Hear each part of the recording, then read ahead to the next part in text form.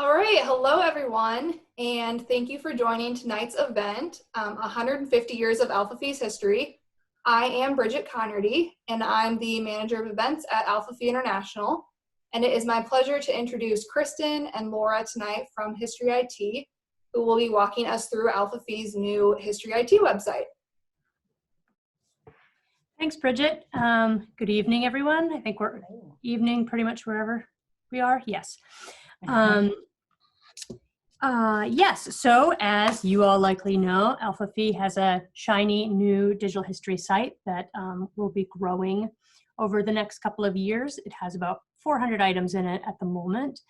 And I'm just going to share my screen to give you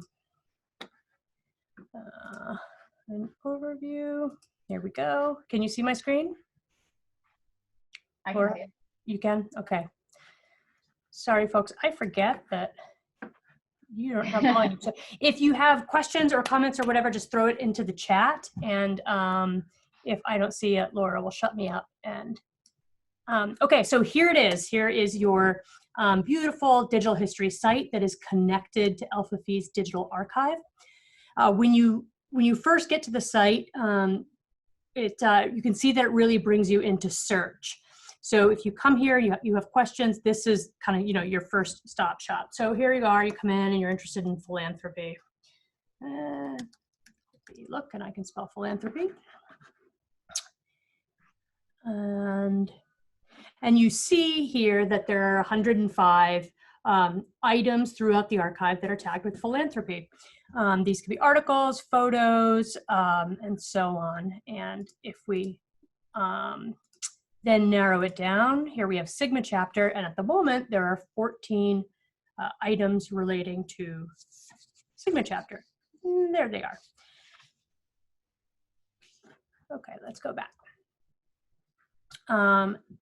Another very popular place on these sites is an image gallery. I like to treat them like a photo album that you just kind of pick up and flip through randomly. Of course, you can search through and look for people or places or events for particular images, but it also just invites you to kind of scroll through and say, oh, that's so interesting. Wow, that's 1900. I want to look at that more closely. So that's when, and then you can zoom in.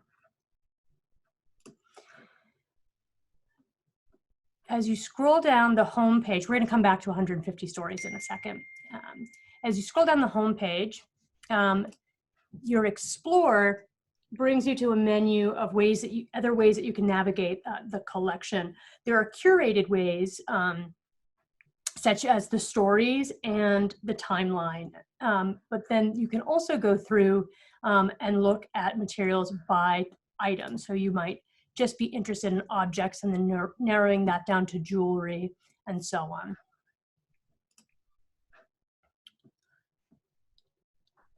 The timeline actually is 5 timelines. So when you first land on the timeline, it's going to default to Alpha Phi milestones, as well as world history. Now you can check and uncheck these if you want to look just at, say, I'm on a philanthropy kick today. So now it's going to load in events that are then connected to items, additional items throughout the archive.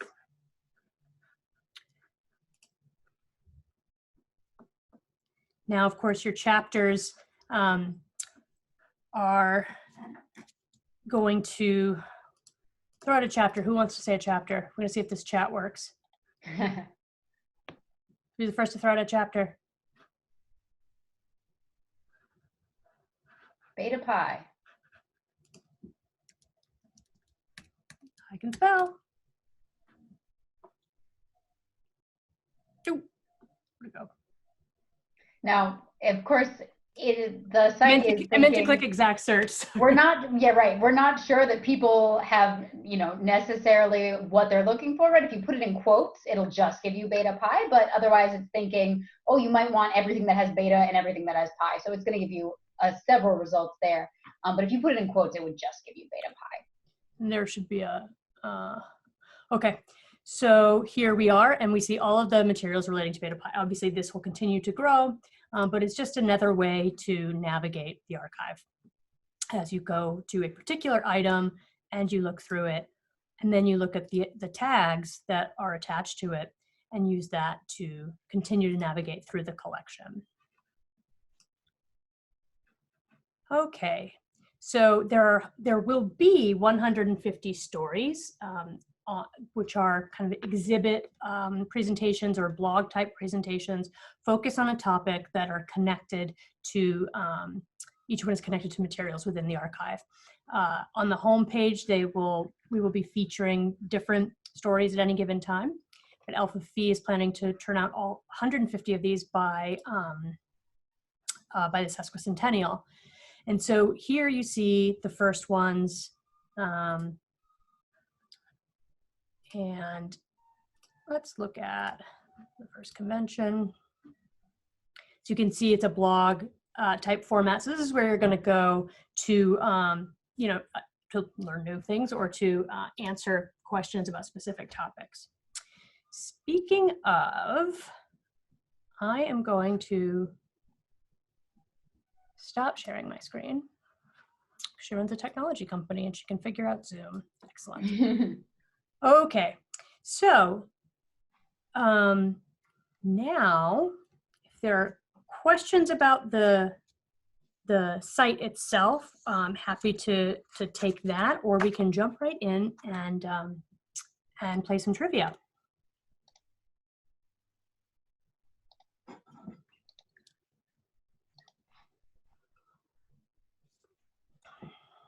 No questions. Quiet crowd tonight.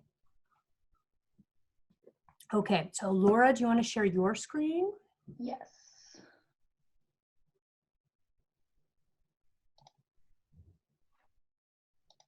Wait, what does the process look like from taking archives to the site? Great question. Do you want to answer that, Laura? Sure.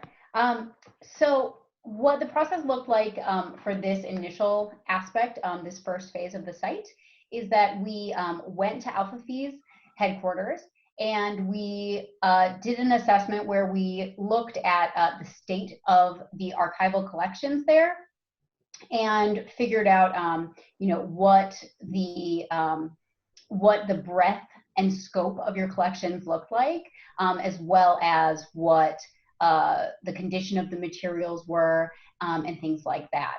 And so for this, we identified 400 items that kind of gave an idea of that full scope of your archive. Obviously, it is a huge, huge archive. So we had to take, sort of little bits of samples that kind of showed that huge range of materials. And so what we did is we took those materials back with us to our headquarters in Portland, Maine. And the first step in this process is actually digitizing those materials, so creating a digital image of them. And we have a number of partners that digitize those materials using really high quality cameras and digitization equipment that is, way more advanced than just sort of like the scanner that you might have in your office or like your smartphone camera and that sort of thing. So getting really high quality digital images. And then the second step is actually the step that's a lot more time consuming, but that isn't the step that everyone really thinks about. And that is actually creating metadata associated with those items. Otherwise, we would have all these amazing digital images and you would never really be able to find them because you'd have, let's say, this image of 2 Beta Omega chapter members in front of their chapter house, but without any context and without any metadata, we wouldn't know that this was Beta Omega chapter. We wouldn't be able to tell that it was a chapter house. We wouldn't see that they are wearing Alpha Phi branded t-shirts, that sort of thing. We wouldn't know that this is from the 21st century. So we want to add all of that information that will then make it easier for folks when they're interested in, let's say, Beta Omega chapter, to find this image. And so then once we have created those digital images, as well as all of the extensive metadata information that is associated with them, we import those into our software, and it gets added on to the beautiful digital history site that you see today. Thanks, Laura. A couple other questions have come in I can address. So great question, Kelly. Is there anything you can't digitize? Any specific type of material or status of an artifact that may make it too difficult to work with? That's a great question. So we are, we perform digital preservation, and so we're very careful to identify what some items that might be called like last touch or last play, meaning that magnetic tape, for example, VHS, cassette, that sort of thing, is at peak degradation, which means probably about half of it out there either can't be played, or once you play it, it's not going to play again. And so you want to be able to have the equipment to capture it at that moment. Other types of materials that have that sort of fragility are items that have been rolled for a really long time. And you might unroll them, they might start to disintegrate. So you have to plan for that. So that's to say, I mean, it's not that there's no artifact we can't digitally preserve. They are out there. They take, every item takes its own sort of approach. Will more items from the archives at EOB eventually added and digitized? Yes, that is the plan, to continue to receive assets from the archive and add them to the to Alpha Phi's digital archive and digital site. Over the next couple of years, we'll also be talking with chapters about their individual archives as well. Excellent, Charlotte, thank you. My chapter is a new chapter, started in 2016, congratulations. How can I start saving items for the archive? Is there a way to send them in to start building our chapters archive? I'm actually in the process of writing a blog that will be out before the end of the year, saying, the top 5 things you need to start doing now to preserve moving forward. I'm far too verbose to go through them at the moment, but I promise you that blog will be out on the HistoryIT blog, so do keep an eye out for it. But there are several things that you can do, and it is very important to create a process for that.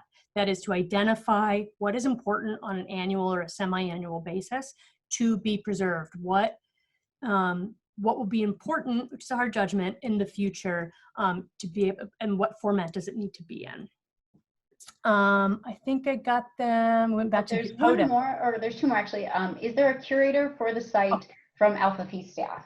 And so I'm not sure this is maybe, that part is maybe a question for Bridget, but I do know that the Heritage Advisory Group are the ones that are actually writing the 150 stories. So they are creating all of that content. And I'm not sure if there's anybody else specifically on staff who is working on that as well, but Bridget can probably answer that better. You're correct, Laura.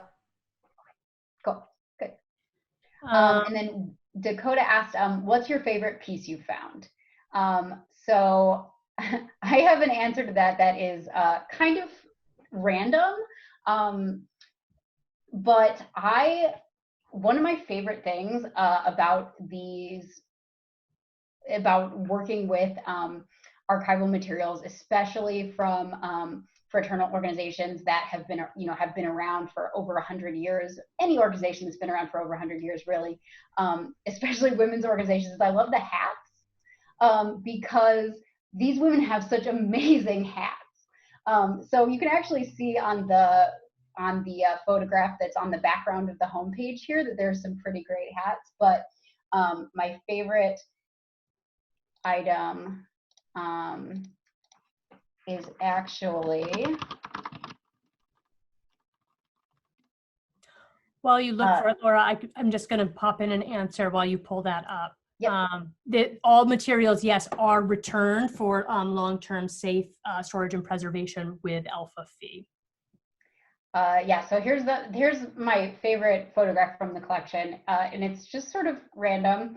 It's a photograph of a member of Florence Nottingham from 1899, but just like everything about her outfit and her demeanor is just like so fabulous that I just like loved this image as soon as I saw it and thought like we have to put this in the archive because it's just so indicative of that time period and the fashion and just the way that women comported themselves at that time.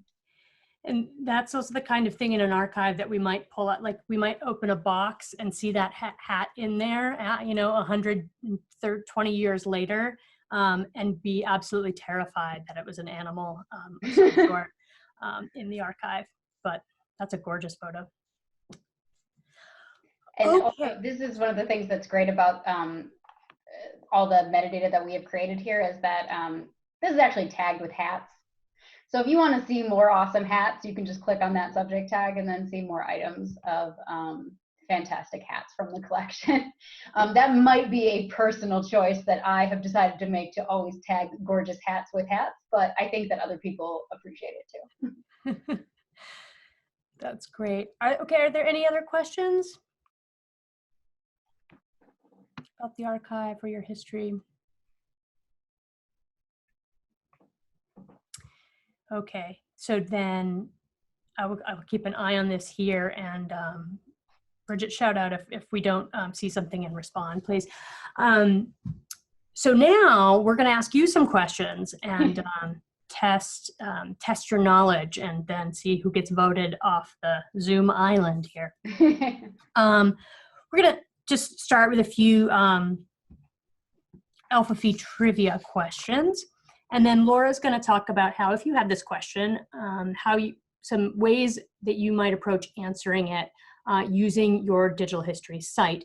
Now, as Laura said, there are only about 400 items or so on it, so not all information or resources will be available immediately, but eventually when they are, Laura's just going to kind of navigate some ways that you might think through answering these sorts of questions. So, who can name, let's start. Who knows how many founders there are? Type it in chat. Excellent. Name 2 of them. A little bit more difficult. Oh yeah, we got 3 answers to that. Okay, Clara Bradley Burdett. Yes, that's 1.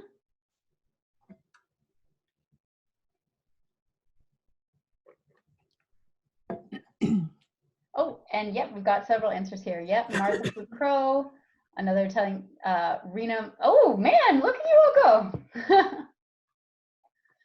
Yeah, Rena Michaels Atchison, Ida Houghton, Jane Higgum.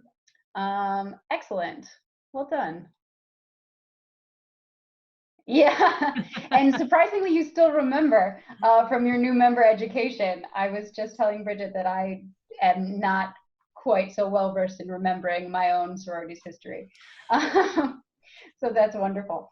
So Laura, if they were asked this question and they had this site right in front of them, which they could, alphaphihistoryit.com, what might they do? Yes.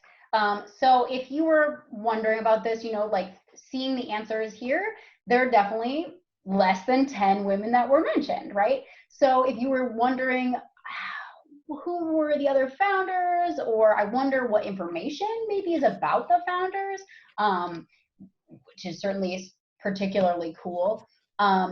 What you could do is, the easiest way to do that is going to be in the search here, and you could just search founders.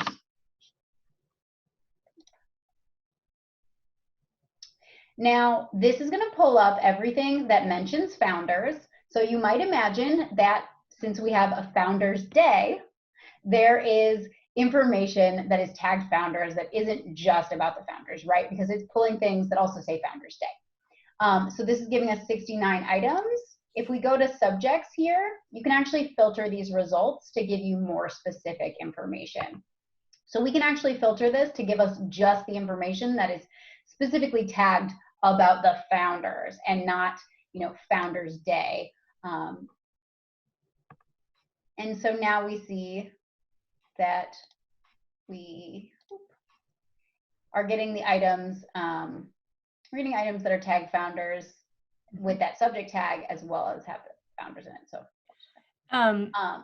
Laura, there's an excellent Susan suggesting here, another place you might go is to the Alpha chapter. Probably one of the first things you might see if you were to sort some results chronologically from the Alpha chapter. You would see materials relating to the founders. We can also sort of look at that's an Alpha awesome chapter suggestion, right? And see these things that have been tagged founders, the subject to founders, as well as Alpha chapter. So that's a great point as well. So when we look at these items now, we see a number of items related to founders. So we see a speech literally by Clara Burdett from 1938. And she writes about what it means to be one of the fraternity's founders, which is pretty cool. We can also see a photograph of one of the founders, Martha Foote Crowe, with her father. Another item that's about that's related to Clara Burdett and her death. So a newspaper article about that. A photograph of two of the founders together. So in doing that search, we can see a number of items that are in some way related to the individual founders themselves, which is pretty neat. So more photographs, one of the founders' gravestones, a letter actually written by one of the founders, and so on. Number of more photographs. As you might imagine, we made sure to try to get photographs of many of the founders. So that would be how you could look for that information. If you were interested in one of these founders specifically, when you click on the item related to her, let's say we want to see more information about Florence Chittister, we can actually click this here to people pictured, and then we can see all of the items that are somehow related to her specifically. So we have this photograph of her, as well as 2 programs where she is mentioned. So that's one way that we can find more information and dig deeper about individual founders as well. And of course, as we get more information and more items on the digital history site, then there'll just be more and more material related to each of the founders as well. Great. Okay, next question. Who was the first alumni initiate?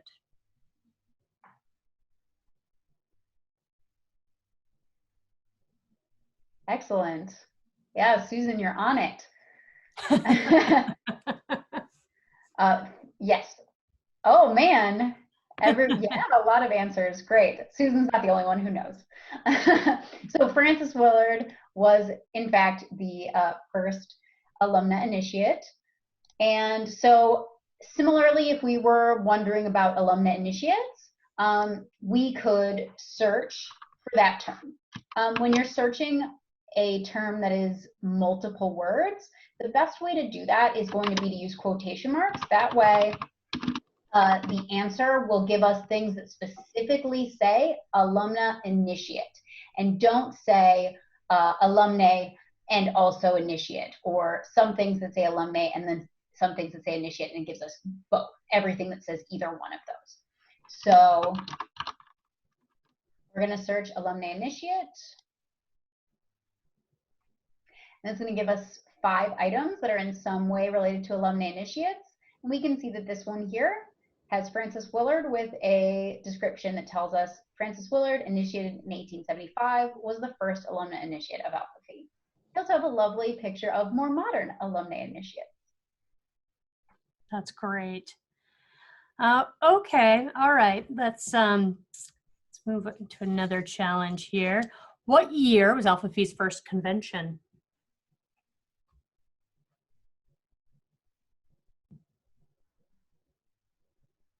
Definitely a more challenging question. All right, we have one guess for 1888, one guess for 1882. Any other guesses?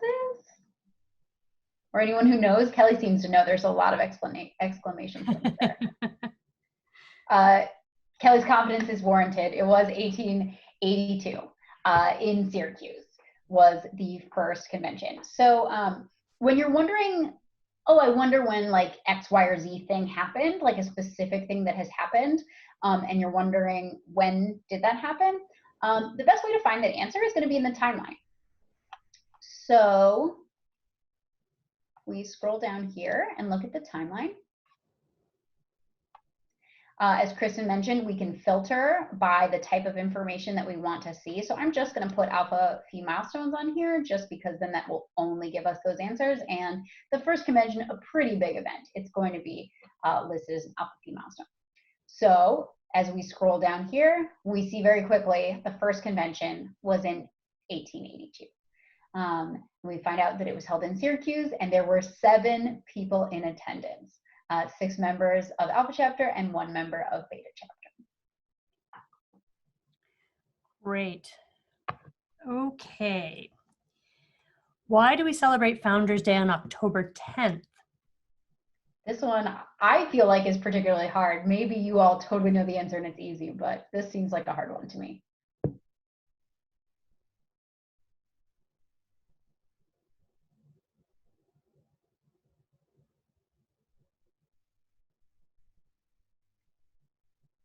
Oh man.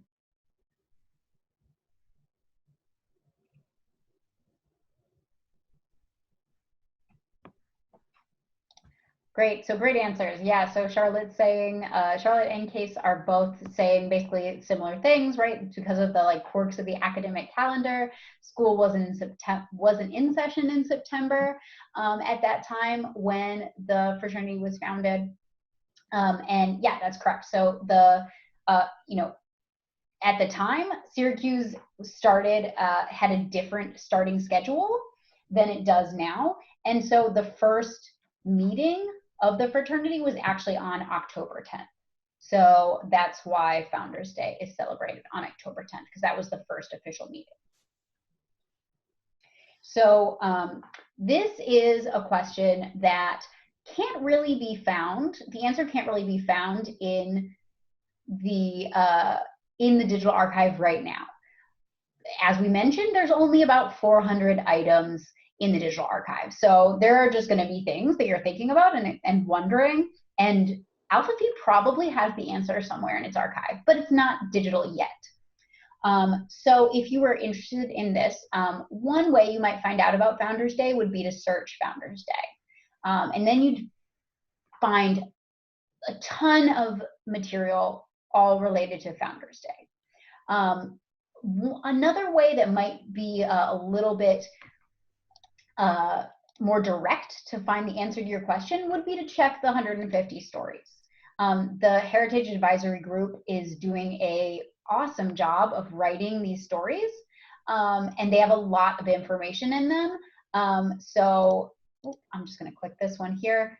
You know, if this was a story about Founders Day rather than about wedding traditions, we could look here and it would probably tell us the whole history of Founders Day, why it is celebrated on October 10th, and the various traditions that are associated with it. Just like this particular story tells us about the various wedding traditions of Alpha Phi as well. So there are going to be 150 of these stories. So they're going to be dealing with all sorts of interesting topics like that. So something like that has like a more nuanced answer, you can probably find it in the digital archive somewhere, but you might have to like read through the convention minutes from 1910 to find it, right? Whereas if you look at the 150 stories, there might be the answer there for you, and then you don't necessarily have to read through meeting minutes. Great. Okay. Was Alpha Phi the first women's fraternity in the country to build and occupy their own house? Yes, no, or maybe?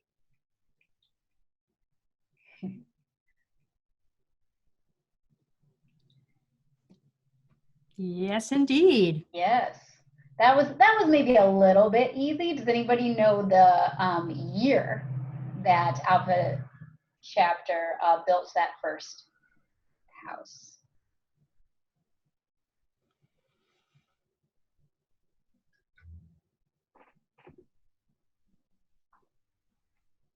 We have one guess for 1875.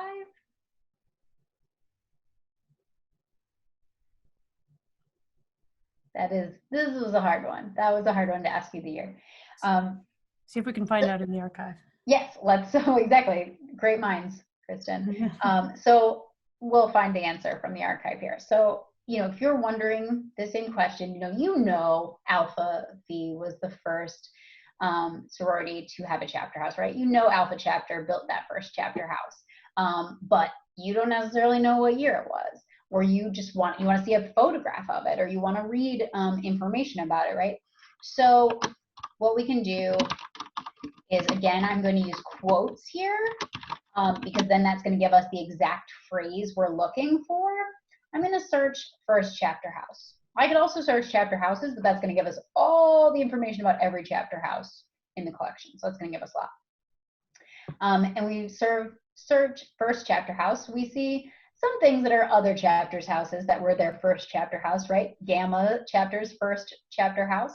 But we also see a newspaper article about the first sorority house being demolished in 1962. So this is going to give us information about that house, right? And tell us that Alpha chapter built that house at 207 University Place. So we actually can know the exact location of this first chapter house. And that the house was constructed in 1887. So Dakota, you were closest with 1884 as your guess. So this, I've read this whole article. It's actually a really interesting article. It tells you all about the work that went into actually creating the chapter house and the women's efforts to raise the money and to find an architect. And then it talks about the decision to actually demolish the house in the 60s. But then we can also see other information, right? We have a letter here from an early Alpha chapter member talking about their first house and talking about chapter life at that time, which is really cool. We also have a photograph of that first chapter house. So this is what it looks like as well. It's great. So that is pretty cool. You can find out that information there. Okay, who wants more questions? Or who has questions? Alpha Phi, history related.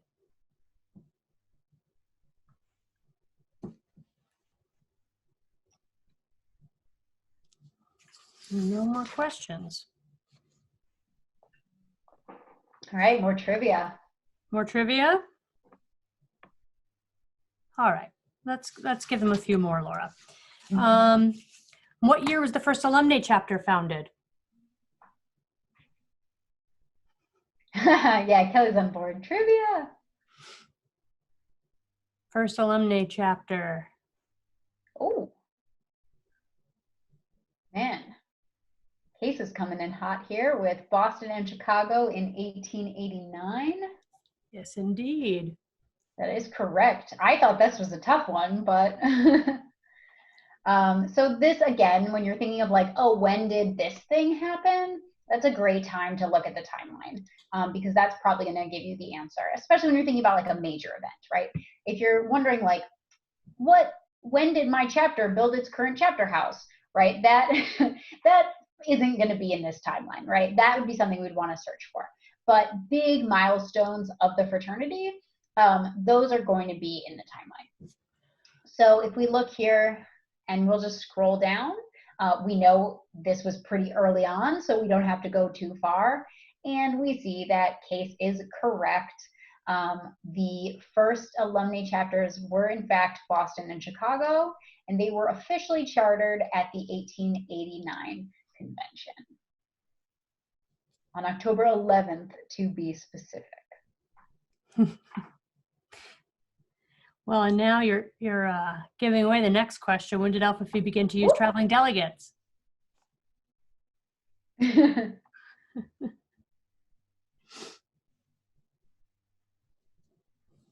we didn't see. We just saw it was after 1889. Okay. Yes. Sure. 1894. So yes, as Kristen noted, I probably should have put these two questions farther apart in our list of questions. But yes, the first traveling delegates were established in 1894. Of course, we know that now we have a different term for them.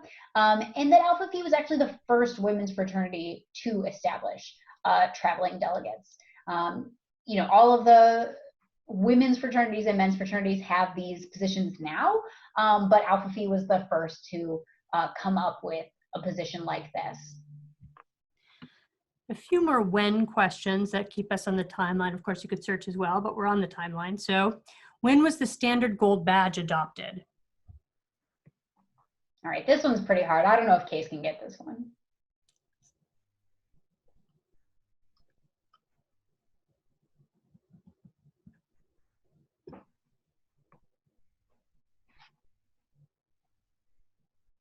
Oh man, Margaret.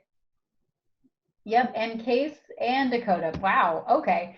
1906, yes. So we'll scroll down here. Again, we can kind of figure like, oh, I know this was probably pretty early, so I don't have to scroll down too far. And we see, yes, at the 1906 convention in Syracuse, the standard gold badge was adopted. This is actually, I think, pretty interesting, that the fact that before that, there wasn't any standard at all, right? Each woman could actually have her own badge created. So there were sort of themes in the badges, right? A lot of people like saw somebody else's badge and thought, I want a badge that looks like that. But they were all, a little bit unique. There wasn't the standard uniform badge that we know today. That's pretty cool. Okay, and it does have some of those unique badges in the collection as well. So when the full archive is digitized, you'll actually be able to see some of that evolution of those different kinds of badges until we get to the uniform badge that we see today. But even after that, we get some differences, right? When you get jeweled badges and that sort of thing. So that's really cool. How about the crest?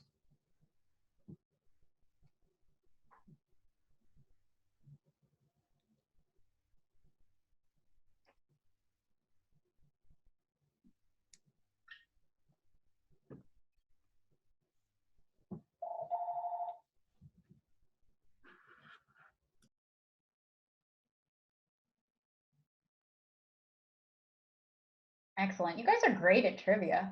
Dakota, are you using the timeline? Yeah, right. Everyone's just actually gone to the site on their own computers and is coming up with these answers. That's what it's there for. It's there for you. Yes, which would be very smart. So awesome. You guys are doing great. The crest was officially adopted in 1922. You'll notice that some of these timeline events have items associated with them, right? And some of them don't, like the crest here or the first National Executive Secretary. Again, that's because like some of, we can only take so many materials from the collection, right? So because we only have 400 items right now, not all of these events have items associated with them that we can click on and learn more about. But again, when more of the materials from the archive are added to the digital archive, then more of these timeline events will have material associated with them. So we might be able to see a photograph of Romaine Laura, the first National Executive Secretary, or maybe see the first offices that were set up, that she set up, and see a photograph of those or something like that. Okay, great. Another when question. One more when question I think we have here. I know there's a couple. What year did Alpha Phi select cardiac aid as its chosen philanthropy? You all got these much harder questions very quickly, so I'm sure that you'll know the answer to this one. Excellent. Yes, so Susan and Case, 1946.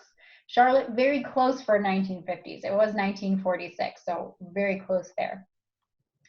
So this is something that, right, that's directly philanthropy related, right? So we can actually filter this timeline to just give us events that are related to philanthropy. So we'll see here that it actually starts later. It starts in 1908 because that's when the first philanthropic event on the timeline is listed. And of course, before the fraternity had a national philanthropic effort in 1946, right? The fraternity's first peacetime national philanthropic effort. There were a lot of local efforts. So just because the fraternity didn't have a national focus for their philanthropic work, the women were still doing a lot of work themselves within their chapters, within their alumni chapters, and still doing philanthropic work. But as we scroll down here, we can see other important milestones in the philanthropic history of the fraternity. And in 1946, we see that cardiac aid was selected as Alpha Phi's first peacetime philanthropy. Also, fun facts, members raised $16,000 for the first cardiac aid donation, which was given by the time of the 1948 convention. So in just 2 years, they raised $16,000, which in 1946 was quite a lot more than $16,000 would be today as well. So that's pretty impressive. So staying in the world of philanthropy, what year was the Alpha Phi Foundation established?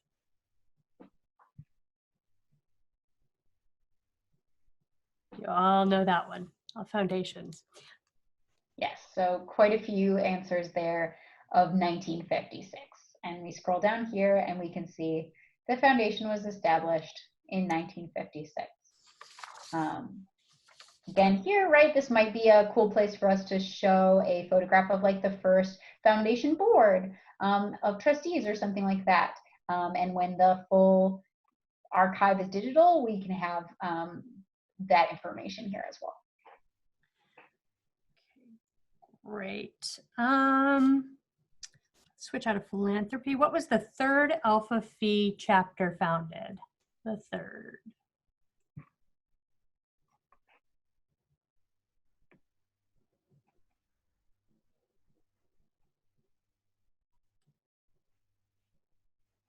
Excellent. Oh man. Nobody got tricked and said gamma or anything. There was excellent. Yeah, so here, right, we filtered philanthropy. We can actually also now, like, let's see what the expansion filter looks like. I'm not sure we mentioned before, but you can actually click multiple of these at once as well, and then you can see all the items related to multiple filters at a time. But if we look at just expansion here, this is going to give us milestones of fraternity expansion. So when different chapters were founded, as well as if there's sort of any important milestones within the history of expansion of the fraternity, let's say, you know, so a shift in their philosophy of expansion, or, you know, when Alpha Phi now has fraternities in the West or in Canada or in the South for the first time and things like that. It'll also tell us those. So as we scroll down, of course, we see the second chapter founded was Beta chapter, and we see that the third chapter was actually Eta chapter at Boston University. So folks that said Eta and Boston, all correct there. Does anyone know why Eta chapter was the third chapter founded and not Gamma chapter, which is obviously what it should be in the Greek alphabet?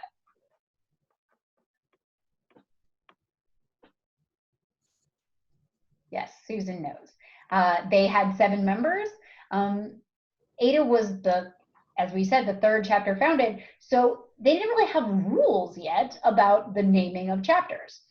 And this information, actually, if you go to Eta chapters page, that information is listed.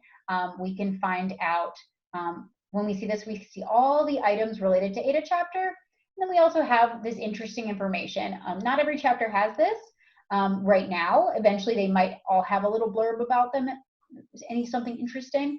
But of course, Eta chapter is particularly interesting because of this quirk of its naming. So Eta chapter had 7 members. Eta is the 7th letter of the Greek alphabet. So they said, we want to call ourselves Eta and not Gamma. And because this was so early on, there weren't any rules about the naming of chapters. They said, okay, you're Eta chapter. And then when the women at DePauw founded their chapter of Alpha Phi, they became Gamma chapter. And of course, we know that chapters just can't choose their names anymore. So at, a later date, at a convention, a motion was passed saying, we have to have standardization here. So everyone's going to just be named in the order of their installation dates.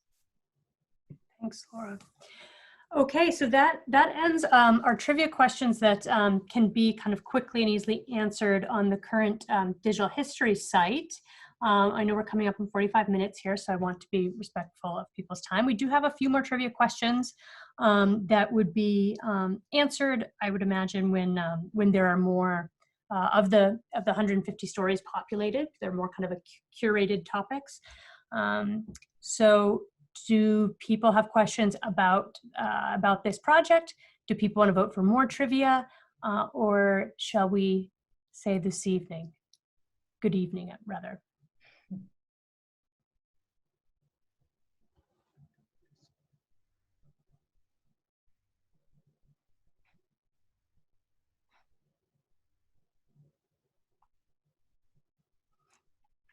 Okay, a little more trivia. And also, does anyone have a question about the history we might be able to try to answer here?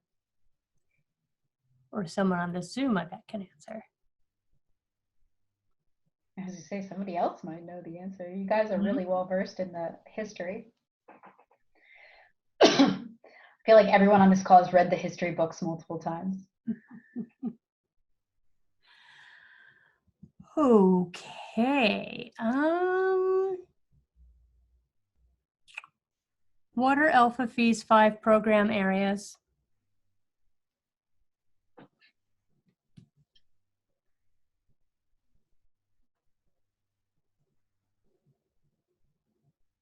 I feel like this is the only way we're going to stump you guys, is with multi-answer questions.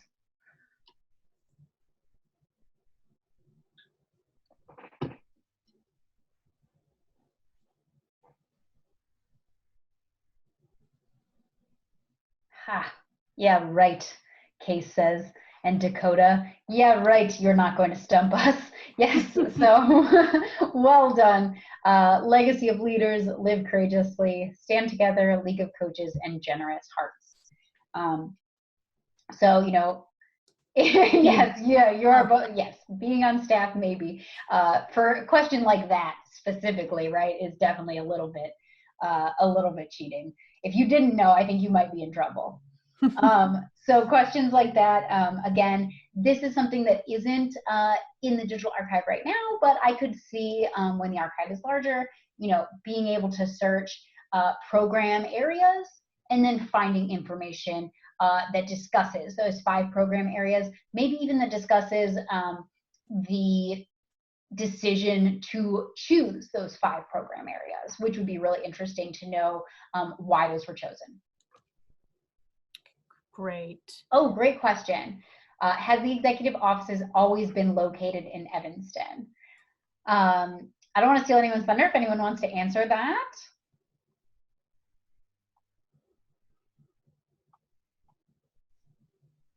Yeah, yes, other folks do know.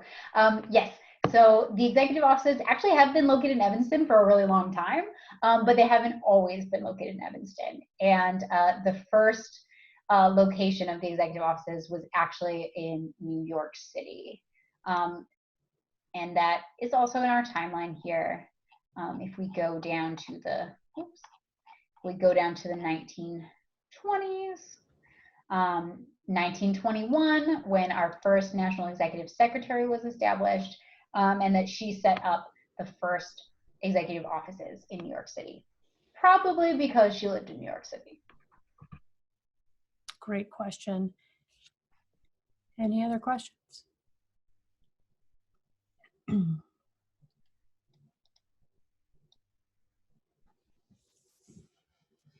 Okay, who knows Alpha Phi's original colors?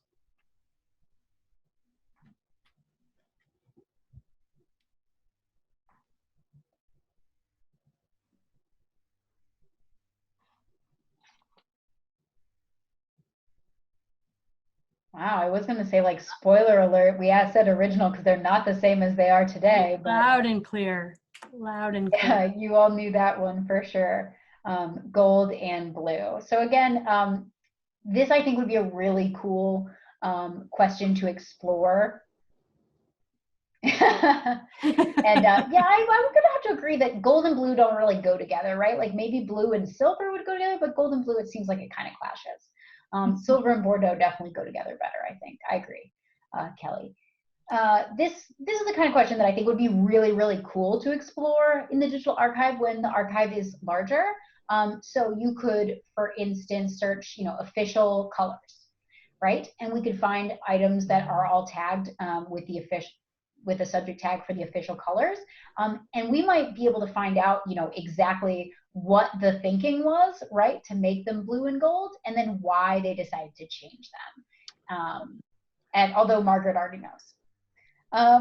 So she, thinking that one of the men's groups had blue and gold already, Alpha Phi was like, oh, we can't look like they're copying them. We want to be different, so we're going to choose different colors.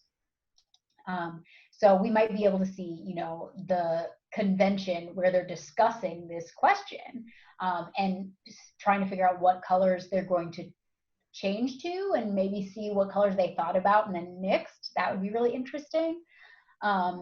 Also, I'm from Ohio, Susan, so that school, I don't like that school.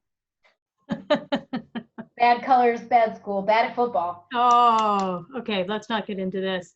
All right. So why is Alpha Phi pronounced Phi instead of Phi?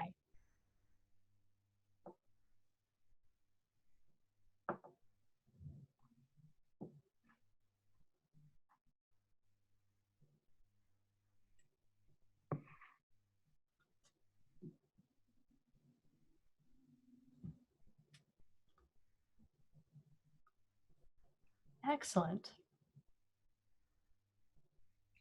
Phi sounded too masculine. Yes, so everyone who's putting in those answers about the Greek pronunciation and specifically about Dr. Coddington is correct. Phi was the preferred Greek pronunciation, so all of the organizations that say Phi, tisk, tisk. And Dr. Coddington was Alpha Phi's first advisor, and he had this knowledge and knew that Phi was the preferred pronunciation. So he said, ladies, you're going to need to pronounce it Phi. That's the correct way to pronounce it. Okay, one more question here. Which 3 NPC sororities were founded at Syracuse?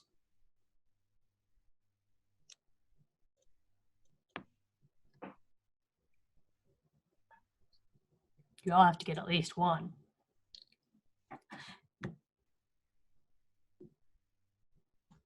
Yes, excellent. So of course, Alpha Phi, and then Gamma Phi Beta, and Alpha Gamma Delta. So all right, nobody got voted off the Zoom island. Yeah, nobody seriously. got voted off. You all rocked it. That was fantastic. Okay. That was very fun. Thank you all for participating.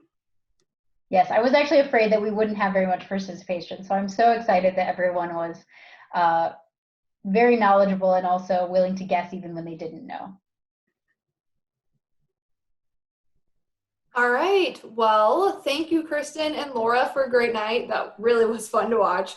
And thank you to everyone that participated and, shared their answers and questions. But tonight's event obviously would not be possible without the generous support of Alpha Phi Foundation donors. So I just want to say a special thank you to them for making this event possible. And I just appreciate everyone for joining.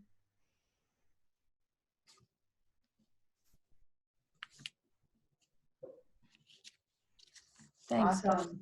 Yes, thank you all. And definitely, Cindy, and I hope everyone else, you have fun exploring the site on your own as well. I may be biased and I think it's pretty cool, but I hope you guys think it's pretty cool too. Great. All right, thank you.